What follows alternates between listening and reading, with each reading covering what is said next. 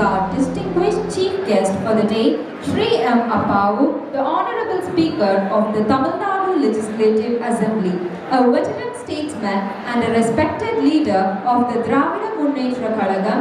He is widely known for his unwavering commitment to public service, social equity and rural development. He first entered the Assembly in 1996 on behalf of the Tamil Maanila Congress, and in 2001 he contested as an independent candidate and proved his influence among the people in the Radhapuram constituency.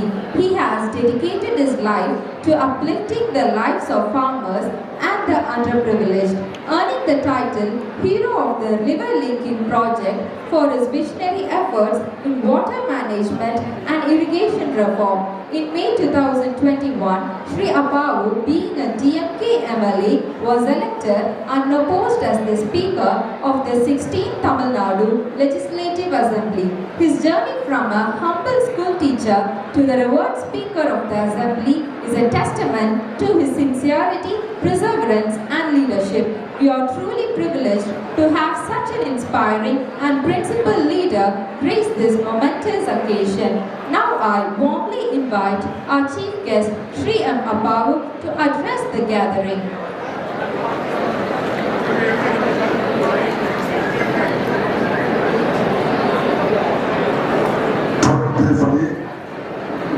கல்விக்குழுமத்தின் சார்பாக இந்த மாவட்டத்தில் பல கல்வி நிறுவனங்களை ஆரம்பித்து மாவட்டத்தில் உள்ள கல்வி நிறுவனங்களில் தலை சிறந்த கல்வி நிறுவனமாக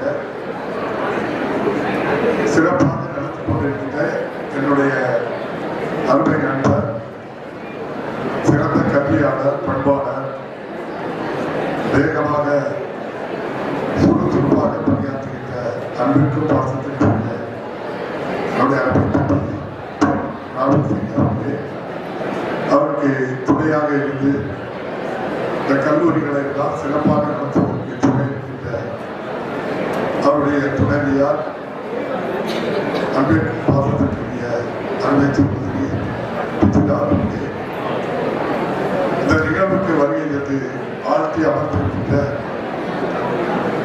திருவனந்தபுரத்திலே சிறப்பாக செயல்பட்டு வருகின்ற சித்திரை திருநாள் கல்லூரி மற்றும் மருத்துவமனைகளுடைய பேராசிரியர் அன்பிற்குரிய நாராயண நம்பூதிரி அவர்களே, இந்த மாவட்டத்தினுடைய முன்னாள் அமைச்சர், திராவிட முன்னேற்ற கழகத்தினுடைய முன்னணி தலைவர், மாண்புமிகு தமிழக முதல்வர் அவருடைய மனசாட்சியாக இருக்கின்ற அன்பிற்குரிய சுரேஷ்ராஜன் அவர்களே, இந்த மாநகரத்தினுடைய முதல் தந்தை, திராவிட முன்னேற்ற கழகத்தினுடைய கன்னியாகுமரி மாவட்ட கிழக்கு செயலாளர், சுறுசுறுப்பாக காலை முதல் இரவு வரை மக்கள் பணியாற்றுகின்ற மாநகர தந்தை தம்பி மகேஷ் அவர்களே, வாழ்த்து அமர்ந்திருக்கின்ற மண்டல தலைவர் தம்பி செல்வகுமார் அவர்களே, தம்பி பொன்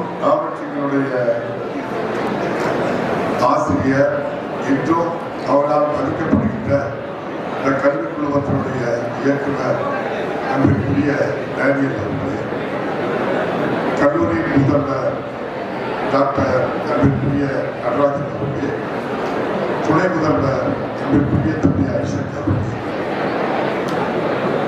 நிகழ்ச்சிக்கு வருகை தந்ததோடு மட்டுமல்ல, இந்த கல்லூரி மாவட்டங்களில் சிறந்த கல்லூரியாக உருவாவதற்கு இலவசமாக உழைத்துக் கொண்டிருக்கின்ற இந்த கல்லூரியினுடைய துணை தலைவர்கள் அன்பிற்குரிய பேராசிரியர் பெருமக்கள் ஆனந்த் அவர்களே, ஆர்வசாமி அவர்களே, மஞ்சு அவர்களே, அரிய ஸ்ரீபா அவர்களே, மேலே தாயம்மான் அவர்களே, இங்கே வருகை தந்து இந்த கல்லூரியுடைய வளர்ச்சிக்கு உழைத்துக் கொண்டிருக்கின்ற கீதா அவர்களே, பவிதா அவர்களே, துளசி அவர்களே, சாஜு அவர்களே, பானர்ஜி அவர்களே, அவர்களோடு இணைந்து பணியாற்றுகின்ற பேராசிரியர் பெருமக்களே, மாணவ செல்வங்களே, பெற்றோர்களே, உங்கள் அனைவருக்கும் இந்த நல்ல வேளையிலே என்னுடைய அன்பான வணக்கத்தை அன்போடு தெரிவித்துக் கொள்கிறேன். அப்படி ஒரு கை தட்டுகளா பார்ப்போம்.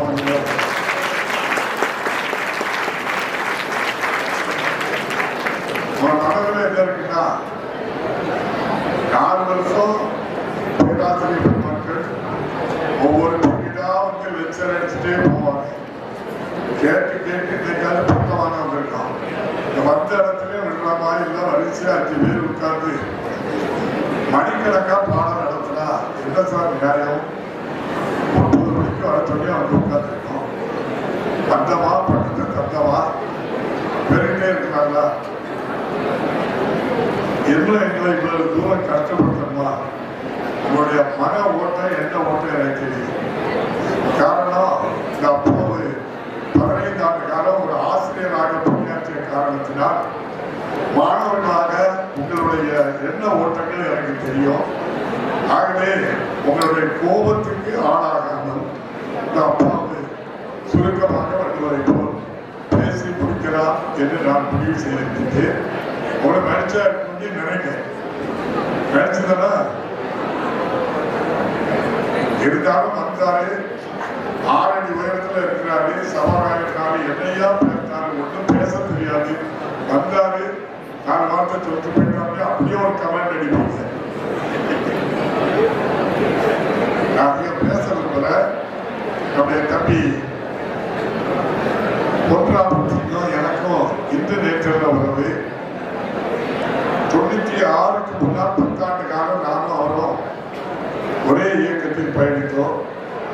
கன்னியாகுமரி மாவட்டத்திற்கு காங்கிரஸ் பேரியக்கத்தின் சார்பாக வருகின்ற முக்கிய தலைவர்கள் ஐயா மூப்பனார் உட்பட மத்திய அமைச்சர்களாக இருந்த நம்முடைய தனுஷ்கோடி ஆயத்தன் அவர்கள் இந்த மாவட்டத்துக்கு வந்தால் எம்ஏ ஜேம்ஸ் முக்கியமான ஒரு தலைவர், பொன்ராமன் சிங் தான் இளைஞர் காங்கிரஸ் மாநில அளவில் மாவட்ட அளவில் முக்கிய பொறுப்புகள் இருந்தவங்க. சுறுசுறுப்பாக இருப்பார், வேகமாக இருப்பார், எதையும் சந்திக்க தயாராக இருப்பார். என்ன வெளிப்படையா சொன்னா, எவ்வளவு செலவு வந்தாலும் எவ்வளவு பேருக்கு சாப்பிட கொடுத்தாலும் முதல் ஆளாக இருப்பது தம்பி ராமன். நானும் அவரும் சட்டமன்றத்துக்கு 96க்கு சென்றிருக்க வேண்டும். நான் எப்போதுமே அவர் நினைச்ச உடனே அவர் பேருக்கு சொன்ன உடனேயே வாய்ப்பை இழந்துட்டாரேன்னு நினைப்பேன். ஆனா இப்ப வந்து பார்த்தா எங்களை தள்ளி விட்டுட்டு அவரு நல்ல படிக்கு வந்துட்டாரேன்னு நான் நினைக்கிறேன்.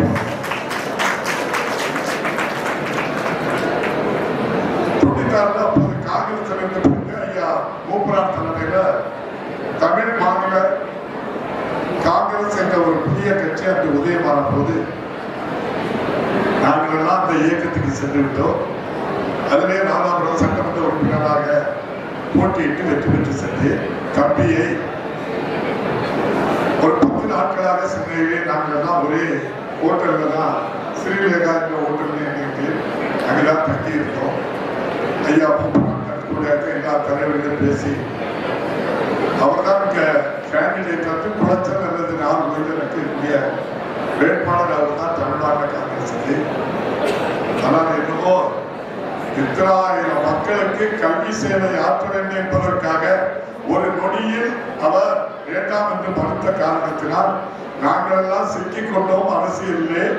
தம்பி கல்வி ஸ்தாபனம் நடத்தி ஆண்டுக்கு பல ஆயிரம் பேர்களை கல்வியை கொடுக்கின்ற கல்வி தந்தையாக இருப்பதை நான் சொல்லியாக உண்மையிலேயே மனப்பூர்வமாக அதை நான் உண்மையாக கருதுகிறேன். ஒரு ஷார்ட் பீரியட்ல நான் ஒரு 2 பேருக்கு முக்கிய கல்வியாளர்கிட்ட பேசும்போது சொன்னாங்க, ரொம்ப ஷார்ட் பீரியட்ல கல்வி நிறுவனங்களை நடத்தி இந்த மாவட்டத்தில் சிறந்த கல்வி நிறுவனம் என்று பெயர் எடுத்தது தம்பி பொன்ராமன் சிங் தான் என்று பெருமையா சொன்னார். 96 ஒரு பள்ளியை ஆரம்பிச்சிருக்காரு. மேலே பள்ளி மெட்ரிக் பள்ளியை கேட்டீங்க, நிறைய மெடிக்கல் ஸ்டூடெண்ட் அங்க இருந்தா வரதா சொல்றாங்க. நிறைய பேர் மெரிட்ல வராங்க. அதன் தொடர்ச்சியாக பல நிறுவனங்களை அவங்க நடத்துறாங்க. அப்படி ஒவ்வொரு நிறுவனங்களா 96க்கு பிறகு 2004 இந்த பொறியியல் கல்லூரி ஆரம்பித்தார். 2005 நம்முடைய பிஎட் காலேஜ் கல்வியல் கல்லூரியை ஆரம்பிக்கிறார்கள். தொடர்ந்து 2019 தான் சிபிஎஸ்சி ஆரம்பிச்சு அதுவும் நல்ல நிலைக்கு வருது. மருத்துவம் நம்ம குடும்ப பேரே மருத்துவர் தான். டாக்டர் பொன்னியா வைத்தியர்னால எல்லாருக்குமே தெரியும். அவங்க அப்பா மிகுந்த ஈடுபாடு கொண்டு அருமையான ஒரு மல்டி ஸ்பெஷாலிட்டி மருத்துவமனையும் ஆரம்பிச்சிருக்காங்க.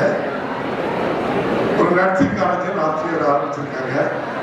இன்னும் எனக்கு ஆசை, இன்னும் ஒரு மருத்துவ கல்லூரியை தம்பி ராமன் சிங் அவர்கள் விரைவாக ஆரம்பிக்க வேண்டும் என்பது எங்களுடைய விருப்பம். அதற்கும் தம்பி மகேஷ் சுரேஷ்ராஜன் இந்த அப்பா உட்பட நாங்கள் உங்களுக்கு துணையாக இருப்போம் என்று இந்த நேரத்திலே அன்போடு நாங்கள் கேட்டுக்கொள்கிறோம்.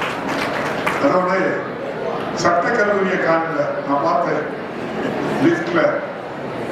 நீங்க அடுத்த ஆண்டு சட்ட கல்லூரி ஆரம்பிச்சிருக்கு, அப்பாவை கூட வேண்டும் என்று உங்களை நான் அன்போடு கேட்டுக்கொள்கிறேன். காரணம், இது ஒரு பல்கலைக்கழகமாக பொன்னியஸ்ரீ பல்கலைக்கழகமாக இந்த மாவட்டத்தில் இது வர வேண்டும் என்று நான் விரும்புகிறேன். இந்த பொறியியல் கல்லூரியை பற்றி நான் பார்த்துக் கொண்டே வரும்போது கூட எனக்கு தெரியுது, ரேங்க்ல இருந்து அக்ரிடேஷன் வாங்குது, அதாவது அது தர மதிப்பீடு செய்து கொடுக்கிறது ரொம்ப ரேர். இந்த மாவட்டத்தில் ரேங்க் ஏ மதிப்பீடு பெற்ற ஒரே கல்லூரி இந்த கல்லூரி என்பது எங்களுக்கு எல்லாம் பெருமையாக இருக்கின்றது. கொஞ்சம் எதுவுமே சிந்தித்து செயல்படுகின்றனர். கல்லூரியை ஆரம்பிச்சுட்டு அண்ணா யூனிவர்சிட்டியோட அது இன்னும் சிறந்தது. உங்க எல்லாருக்கும் அது ஒரு நன்மை கிடைக்கக்கூடியது. ஆகவே அவர் அரசியலில் நாட்டமிருந்து வரவில்லை என்று சொன்னாலும் மிகச்சிறந்த பணியாக இந்த அறப்பணி கல்வி பணியை செய்வது பெருமையாக இருக்கின்றது. அதுவும் சிறந்த கல்வியை கொடுத்துட்டாங்க. எல்லாரும் படிக்கிறாங்க. இப்போ ஒரு காலத்துல நம்ம தம்பி மகேஷ் எல்லோரும் சொன்னது போன்று கல்வி நம்ம எல்லாரும் படிக்க முடியாது. கல்வி படிக்கணும்னா ஒரு ஜாதியில பிறந்தாதான் கல்வி படிக்க முடியும். தலையில பிறக்கணும், மார்புல பிறக்கணும், தோல்ல பிறக்கணும், எங்கதான் கல்வி படிக்க முடியும். நீங்களும் நானும் படிக்க முடியாது. அததான் சொன்னாங்க, பெண்கள் நாம் குல பெண்கள் அரைக்கு மேல எந்த ஆடையும் அணிவிக்க கூடாது. எவ்வளவு கொடுமை, எவ்வளவு கொடுமை தெரியாது உங்களுக்கு எல்லாம். உங்கள்கிட்ட கையில செல்போன் வச்சிருப்பீங்க. 1835 நாடு மக்காரா பிரபுத்தி போடுங்க, எல்லோரும் கல்வி கற்கிறான்னு அவர் தான் ஒரு சட்டம் போட்டார். எல்லோரும் கல்வி கற்கிறார். அதுக்கு முன்னால புண்ணியம் யாரும் கல்வி கற்க முடியாது. எல்லோரும் கல்வி கற்கிறார் என்று சட்டம் கொண்டு வந்ததை இப்போது கூட மத்திய ஆட்சியில் இருக்கின்றவர்கள் உண்மையை சொன்னால் ஒரு 4-5 மாதங்களுக்கு முன்னால் கூட நம்முடைய பாதுகாப்புத்துறை அமைச்சர் ராஜ்நாத் சிங் அவர்கள் சொன்னார்கள், இந்திய கலாச்சாரத்தை அளித்த பெருமை நாடு வெக்காலம் நமக்கு உண்டு, ஆங்கில கல்விக்கு உண்டு என்று சொன்னார். அது அல்ல காரணம், அதுவரை கல்வி கற்றவர்கள் அவர்கள் மட்டும்தான், அந்த உயர் ஜாதியினர் மட்டும்தான். வேறு யாரும் கல்வி கற்க முடியாது. 10% பேர். இன்னும் கூட நம்முடைய மாண்புமிகு உள்துறை அமைச்சர் அவர்கள் சொன்னார்கள், ஆங்கிலம் பேசுவது வெட்கக்கேடு என்று சொல்லுகின்ற காலம் மறந்து என்று சொன்னார்கள். அதுவும் வேதனைக்குரிய ஒரு விஷயம். சொல்லக்கூடாது. காரணம், அவர்கள் தான் RSS சித்தாந்தம், சனாதன தர்மம், ஜாதி அடிப்படையில் உயர் ஜாதியினர் மட்டும்தான் கல்வி கற்க வேண்டும் என்றவர்கள் அவர்கள். இன்னும் உங்களுக்கு வரலாறு தெரியும், 1200 இந்திய நிலப்பரப்பு இப்படி அல்ல. அப்போதே துருக்கி ஆட்சிக்கு வந்து துருக்கி இந்த பகுதியில் அதிகாரம் செலுத்தினார்கள், ஆட்சியில் இருந்தார்கள். அந்த துருக்கி மொழியை படிச்சு அவர்களுக்கு சேவை செய்ததும் இந்த உயர்காலம் தான். முகலாயர் 300-400 வருஷம் இருந்தாங்க. அந்த அரபு மொழியை படிச்சு அவங்களுக்கு கைகட்டி சேவை செய்தவர்களும் அவர்கள் தான். பிரிட்டிஷ் ஆட்சி வந்து ஆங்கிலம் படிச்சு முதல்ல அவர்களுக்கு கைகட்டி சேவை செய்தவர்களும் அந்த உயர் ஜாதியினர் 10% தான். எப்ப பிரச்சனை வருதுன்னா, எல்லோரும் கல்வி கற்கலாம் அப்படின்னு சொல்லி நாடு கற்கலாம் சட்டம் கொண்டு வந்த பிறகுதான் நாம் மட்டும் படித்து பதவியில் இருந்து அதிகாரத்தில் இருக்கின்றோம். நமக்கு எதிராக எல்லோரையும் படிக்க சொல்கின்றார்களே, அதுதான் நாடு தக்காரமரவு கலாச்சாரத்தை அழித்தார்கள் என்பார்கள். அதன் பிறகுதான் சுதந்திர போராட்டம் என்ற முதல் புள்ளியை வச்சார். அதுவரை எல்லோரும் கல்வி கற்கலாம் என்பதை ஏற்றுக்கொள்ளவே இல்லை. இந்த மாவட்டத்தில் மிகப்பெரிய கொடுமையான மாவட்டம். செருப்போடக்கூடாது, தலையில தலைப்பாக கட்டக்கூடாது. ஐயா வைகுண்டருடைய பெயர் முடிசூடும் பெருமாள். முடிசூடும் பெருமாள் என்று நீ இடிகுலத்தில் பிறந்தவன் எப்படி பெயர் வைக்கிறான் என்று சொல்லி அவருடைய தாய் தந்தரை அழைத்து தண்டித்து கண்டித்து அதன் பின் பெயர் முத்துக்குட்டிதான் என்று அவரை கொச்சைப்படுத்திய காலம் அது. அவர்தான் நமக்கு அவதாரமாக, நம் சமூகத்தினுடைய அடையாளமாக ஐயா வைகுண்டர் என்பது அவர்களுக்கு அப்போது தெரிந்திருக்கவில்லை. ஆகவே இவ்வளவு கொடுமைகளை எல்லாம் தாங்கித்தான் நாம் படிக்க வைக்கிறோம். இப்போது இந்த பகுதியை பார்க்கும்போது பெண்களாக இருக்கின்றீர்கள். எனக்கு அவ்வளவு மகிழ்ச்சியா இருக்கு. பெண்கள் ஒரு காலத்தில் ஒரு நூற்றாண்டை தாண்டி பார்த்தால் கூட பெண்கள் கல்வி கற்கக்கூடாது, தாண்டக்கூடாது, வீட்டிலே வைப்பாங்க. இன்னும் கொடுமை, சனாதன தர்மம் அந்த சித்தாந்தம் 4 வயது பெண்ணுக்கு 7 வயது ஆணோடு திருமணம், 5 வயது சிறுமிக்கு 6 வயது சிறுவனோடு திருமணம். அதை விட கொடுமை, 6 வயது சிறுவன் இறந்து விட்டால் அந்த சிறுமி வாழ்நாள் முழுவதும் மொட்டை அடித்து வீட்டை விட்டு வெளியே வராம ஒரு முக்கிலே வைத்த கொடுமை. ரொம்ப நாள் இல்லை, 100 ஆண்டுகளுக்கு முன்னாடி நம்முடைய சுதந்திரம் வரக்குள்ள உங்களுக்கு தெரியும். அவ்வளவு கொடுமை பெண்கள். இதை விட கொடுமை, கணவன் இறந்து விட்டார், அவனை தூக்கி தீ வைக்கிறதுக்கு முன்னால நம்முடைய எத்தனை மனைவி இருந்தாங்களோ அவங்கள சட்டம். இதான் சனாதன சட்டம். நம்ம மதுரையில திருமலை நாயக்கர் மகாராஜா ஆட்சி நடந்தார். 50 மனைவி, 50 பேரையும் தூக்கி போட்டாங்க. அவங்க இறந்தாங்க. திருவாங்கூர் மகாராஜாக்கு 2 மனைவி, 2 பேரையும் தூக்கி போட்டாங்க. எவ்வளவு கொடுமை. இதையெல்லாம் எதிர்த்துதான் தந்தை பெரியார் குரல் கொடுத்தார். 1920 தான் முதலாக மதராஸ் பிரசிடென்சிக்கு தேர்தல் வந்தது. 1921 நீதி கட்சி ஆட்சிக்கு வந்தது. அப்போது மதராஸ் பிரசிடென்சி என்பது கேரளா, தமிழ்நாடு, தெலுங்கானா, ஆந்திரா, கர்நாடகா, ஒரிசாவின் ஒரு பகுதியை உள்ளடக்கியது. 5 கோடி மக்கள் தொகையை கொண்டது. அங்கு தேர்ந்தெடுக்கப்பட்ட நீதி கட்சி தான் முதலாக பெண்களுக்கு வாக்குரிமை உண்டு என்ற சட்டத்தை இந்தியாவில் முதலாக கொண்டு வந்தது. உங்கள் அப்பா ஒரு சட்டப்பேரவை தலைவராக இருக்கின்றன. அதே சட்டமன்றத்தில் தான் முதலாக இந்தியாவுக்கு வழிகாட்டியது. தமிழ்நாடு தான் பெண்களுக்கு வாக்களிக்க உரிமை உண்டு, பெண்கள் கல்வி கற்க வேண்டும் என்று பெரியார், பெருந்தலைவர் காமராஜர் உட்பட, கலைஞர் இன்றைய முதல்வர் உட்பட எடுத்த முயற்சி தான் இன்று இந்தியாவில் தமிழ்நாட்டில் பெண்கள் பட்டம் படித்த பெண்கள் இந்தியாவிலேயே அதிகமாக படித்தவர்கள் படித்துக் கொண்டு இருக்கின்றவர்கள் 60 முதல் 70% பேர் இருக்கின்றார்கள் என்றால் அது தமிழ்நாட்டில் அந்த தலைவர்கள் எடுத்த முயற்சி தான். பெருந்தலைவர் காமராஜர் ஆட்சிக்கு முதல்வராவதற்கு முன்னால் ராஜாஜி அவர்கள் முதலமைச்சராக இருந்தார். குலக்கல்வி திட்டம். உங்க தந்தை மீன் பிடிக்க போனா காலையில உங்க தந்தையோட மீன் பிடிக்க போயிட்டு 2 மணி நேரம் பள்ளிக்கூடத்துக்கு வந்து எழுத படிக்க தெரிஞ்சுக்கணும். உங்க தந்தை பணியிட சென்றால் உடன் செல்ல வேண்டும். ஒரு 2 மணி நேரம் வந்து படிச்சீங்கன்னா குலக்கல்வி. ஆடு மேய்க்க போனா ஆடு மேய்க்க, மாடு மேய்க்க போனா இதான் குலக்கல்வி திட்டம். சுதந்திரம் கிடைத்து முதலமைச்சர் பெரியார் எதிர்த்தார், அண்ணா எதிர்த்தார், கலைஞர் எதிர்த்தார். அந்த சட்டத்தையும் தூக்கி எறிந்தார், அந்த கொண்டு வந்த முதலமைச்சரையும் தூக்கி எறிந்தார். அதுதான் பெருந்தலைவர் காமராஜர் அந்த நாற்காலியில் முதல்வராக 9 ஆண்டு காலம் இருந்து 10,400 பள்ளியை பட்டி தொட்டி எல்லாம் திறந்து மதிய உணவை தந்தவர் கல்விக்கண் திறந்த பெருந்தலைவர் காமராஜர். அவர் வழியில் தான் இன்றைய முதல்வர் காலை சிற்றுண்டியும் கொடுத்து படி படி படி என்கின்றார். நீங்கள் படித்தவர்களாக இருக்கின்றீர்கள், உங்களுக்கு நன்றாக தெரியும். புதிய கல்விக் கொள்கையை ஒன்றிய அரசு பாரத பிரதமர் கொண்டு வந்திருக்கின்றார். அதை தமிழ்நாடு அரசு ஏற்றுக்கொள்ளவில்லை என்பது குற்றச்சாட்டாக சொல்கின்றார்கள். இந்த குற்றச்சாட்டுக்கு என்ன காரணம் என்றால் உங்களிடம் சொன்னால் சிறப்பாக இருக்கின்ற நினைக்கிறேன்.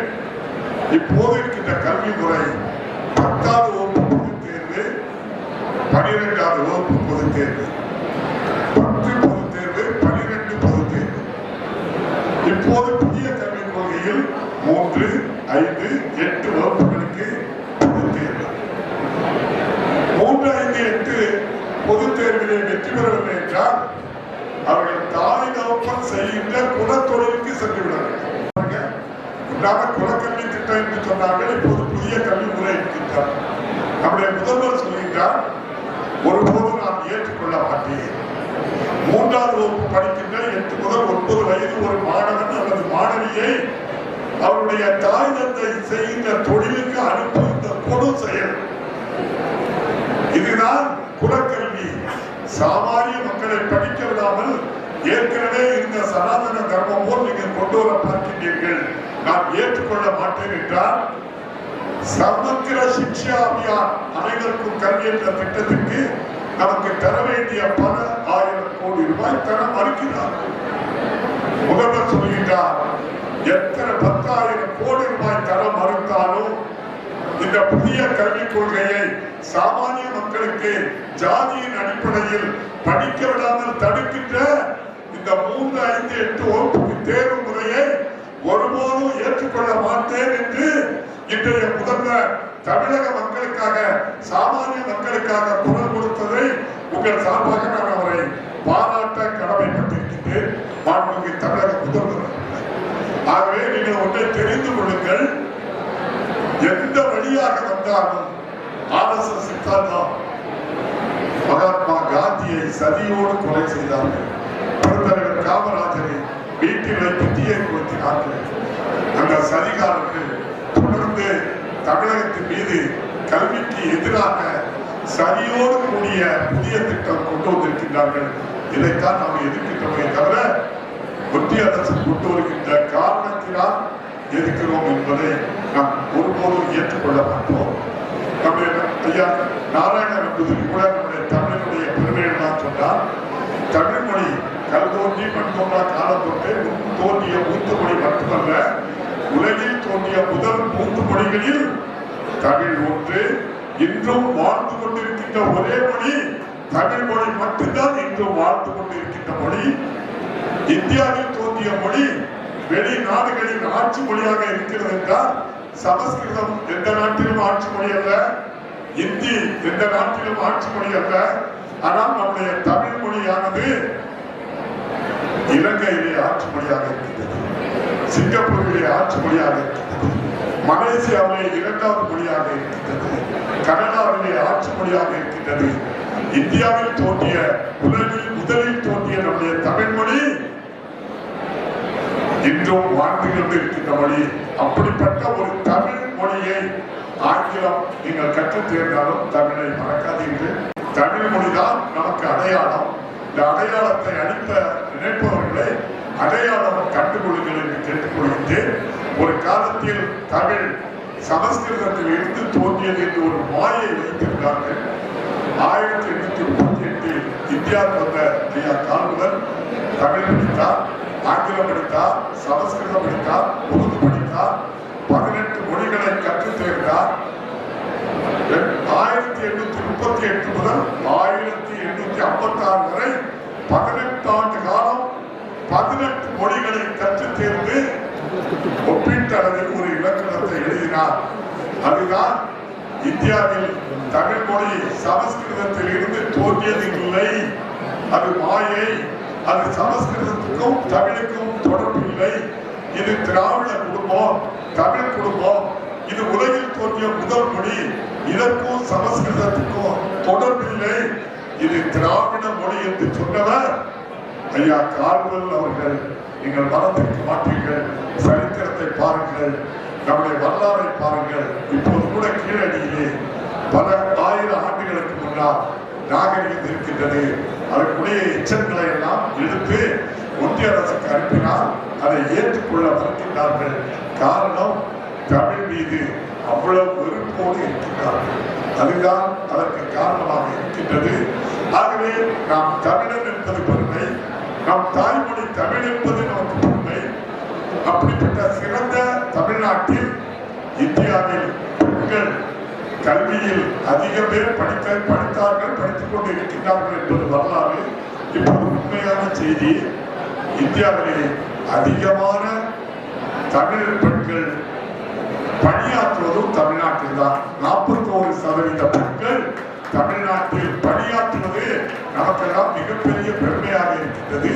இந்த கல்லூரியை பொறுத்தளவில் கல்வியை கொடுத்து விட்டோம், பட்டம் கொடுத்து விட்டோம், சென்று வாருங்கள் என்று சொல்லிவிடாமல் மிகப்பெரிய இந்தியாவிலும் உலக அளவில் இருக்கின்ற மிகப்பெரிய கார்ப்பரேட் நிறுவனங்களை எல்லாம் அழைத்து அவர்களுக்கு என்ன தேவை, எப்படிப்பட்ட பயிற்சி கொடுக்க வேண்டும் என்று இந்த கல்லூரியிலே பயிற்சி கொடுக்கின்ற காரணத்தினால்தான் படித்து முடித்து வெளியே செல்கின்றவர்கள் 10,000 பேருக்கு படித்து கொடுத்தார் 4,000 பேர்கள் பல நிறுவனங்களில் வேலை வாய்ப்பை பெற்றிருக்கின்றார்கள்.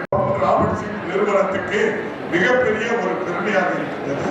ஆகவேதான் இங்கு 33 பொறியியல் கல்லூரி இருந்தாலும் சிறந்த கல்லூரி என்றால் தம்மை பொன் ராபர்ட்ஸுக்கு நடத்துகின்ற பொன்ஜெஸ்லி பொறியியல் கல்லூரி என்று பெருமைக்குரிய கல்லூரியாக தம்மை நடத்தி கொண்டு இருக்கின்றார். இந்த கல்லூரி பட்டமளிப்பு விழாவுக்கு இந்த அப்பாவு சாதாரண ஒரு ஆசிரியர் தான். உங்களை மாதிரி பட்டம் வாங்குறதா, பட்டம் கொடுக்க வந்திருக்கு. நம்முடைய மாண்புமிகு முதல்வர் அவர்கள் சட்டமன்ற உறுப்பினராக இருந்த அப்பாவை சாதாரண உறுப்பினராக ஒரு சாதாரண ஆசிரியரை அந்த சட்டப்பேரவைக்கே தலைவராக்கி பெருமைப்படுத்தியதன் பெயராக உங்களுக்கெல்லாம் இந்த பட்டமளிக்கின்ற இந்த வாய்ப்பை நான் நம்முடைய மாண்புமிகு முதல்வரால் பெற்று தம்பி பொன்சேஸ்லி அவர்களுடைய கல்லூரியிலே ஒரு சிறந்த கல்லூரியிலே இந்த பட்டமளிப்பு விழாவிலே கலந்து கொள்வதை நான் பெருமையாக எண்ணி, இன்னும் இந்த கல்லூரி நிச்சயமாக விரைவிலேயே சட்ட படிப்பு தொடங்க வேண்டும், மருத்துவ படிப்பு தொடங்க வேண்டும், பல்கலைக்கழகமாக உருவாக வேண்டும்.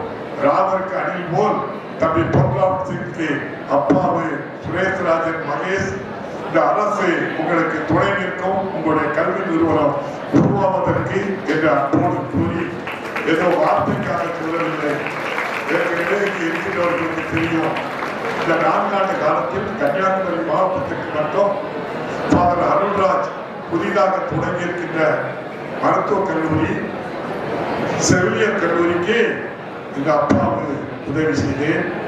நம்முடைய மேற்றாசனம் கத்தோலிக்க நம்முடைய ஆயர் அவர்கள் புதிதாக ஆரம்பித்திருக்கின்ற செவிலியர் கல்லூரிக்கும் இந்திய தமிழ்நாட்டிலே முதலாக ஒரு மீன்வள கல்லூரி தனியாருக்கு கொடுத்ததும் நம்முடைய கோட்டாறு மறை மாவட்ட ஆயர் அவர்களுக்கு தான். நம்முடைய மாண்புமிகு முதல்வர் அவர்கள் எந்த சிரமமின்றி தன்னுடைய இல்லத்திற்கே அழைத்து ஒரு மருத்துவக் கல்லூரி, 2 செவிலியர் கல்லூரி, ஒரு மீன்வள கல்லூரி, ஏன் நம்முடைய அருள்ராஜ் ஃபாதர் ஆரம்பித்திருக்கின்ற மருத்துவக் கல்லூரிக்கு ஒரு பல்கலைக்கழகமும் கொடுத்தது இன்றைய முதல்வர் மாண்புமிகு மு.க. ஸ்டாலின் அவர்கள். ஆகவே இந்த மாவட்ட கல்வி வளர்ச்சிக்கு ஏற்கனவே உழைத்திருக்கின்றோம். இப்போதும் உங்களோடு சேர்ந்து உழைப்பதற்கும் நாங்கள் தயாராக இருக்கின்றோம்.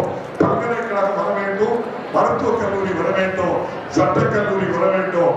உங்களால் முடியும், செய்து காட்டுங்கள் என்று கூறி பட்டமளிப்பு விழாவிலே கலந்து கொள்வதை பெருமையாக கருதி நம்முடைய மாண்புமிகு முதல்வர் அவர்கள் மாவட்டத்துக்கு ஆண்டுக்கு 3 முறை வேலைவாய்ப்பு முகாம் நடத்துகின்றார்கள். அந்த வேலைவாய்ப்பு முகாம் 100 முதல் 200 கார்ப்பரேட் பெரிய நிறுவனங்களை அழைத்து வைத்து, நீங்கள் ஒரு நிறுவனத்துக்கு கூட சென்று வர முடியாது, ஒரே இடத்தில் 100-200 நிறுவனங்களை அழைத்து வைத்து அவர்களிடம் சென்று எந்த நிறுவனத்தில் வேலை வேண்டுமோ நீங்கள் சென்று வேலையை பெற்றுக் கொள்ளுங்கள் என்றார்கள். அதே போல் நம்முடைய மாண்புமிகு முதல்வருடைய இந்த திட்டத்தை நீங்களும் பயன்படுத்திக் கொள்ள வேண்டும் என்று அன்போடு கேட்டுக்கொள்கின்றேன். நாங்கள் இந்த 4 ஆண்டு காலத்தில், அதற்கு முன்னாலேயே என் தம்பி பொன் ராபர்ட் சிங் இந்த கல்லூரியிலே அந்த திட்டத்தை ஆரம்பித்து தொடர்ந்து நடத்தி கொண்டு இருக்கின்றார். இவ்வாறு சில தாய்மார்கள் பெற்றோர்கள் வந்திருக்கின்றீர்கள். என் பிள்ளைக்கு மெட்ராஸ்ல வேலை கிடைச்சிருக்கு, நான் எப்படி என் பிள்ளை அனுப்புறமாக தைரியமா சொல்றேன், உங்ககிட்ட மெட்ராஸுக்கு அனுப்புங்கள். மாண்புமிகு முதல்வர் அவர்கள் தோழி இல்லம் என்ற விடுதியை பெண்களுக்காக, இவ்வாறு வேலை பார்க்க வருகின்ற மகளிருக்காக அங்கே கட்டி வைத்திருக்கின்றார்கள்.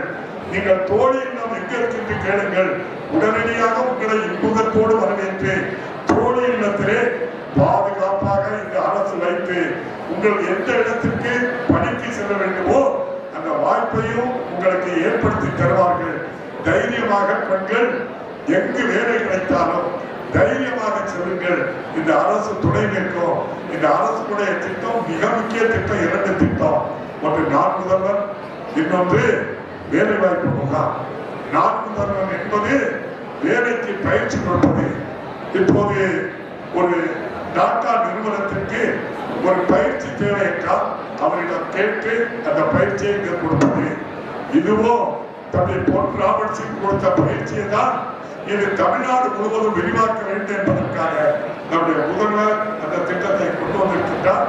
அதுபோல்தான் வேலைவாய்ப்பு முகாமும் 2ம் இது போன்ற கல்வியாளர்கள் முன்னெடுத்து செல்கின்ற நல்ல பயனுள்ள திட்டங்களைத்தான் நம்முடைய முதல்வர் எடுத்து முன்னெடுத்து எல்லா மக்களுக்கும் அதை விரிவுபடுத்தியிருக்கின்றார்.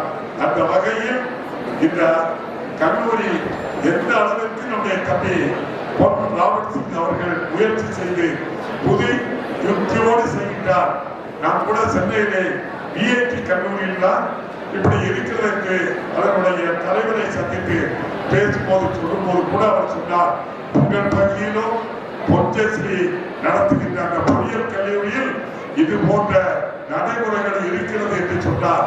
வடக்கே பிஐடி என்றால் தெற்கே பொற்ஜஸ்ரீ, அதுபோல் சிறப்பாக நடத்துகின்ற இந்த கல்வி ஸ்தாபனத்துக்கு மீண்டும் ஒரு முறை நன்றி கூறி, நீங்கள் எல்லாம் பட்டம் பெற்று தைரியமாக பணியாற்றுங்கள். இந்த நாட்டில் பிறந்தது, இந்த தமிழ் மொழி பேசுவது, இங்கு வாழ்வது, இங்கு படிப்பது நமக்கு மிகப்பெரிய ஒரு பெருமையாக கருதி இந்த கல்லூரியில் பட்டம் வாங்குவது அதுவும் பெருமை என்று கூறி, நீங்கள் தைரியமாக பணி செய்து உங்கள் பெற்றோர்களுக்கும் நாட்டுக்கும் பெருமை சேர்க்க வேண்டும் என்று கூறி நல் வாழ்த்துக்கு நன்றி கூறி மீண்டும் ஒரு முறை நன்றி கூறி விடைபெறுகிறேன். நன்றி, வணக்கம்.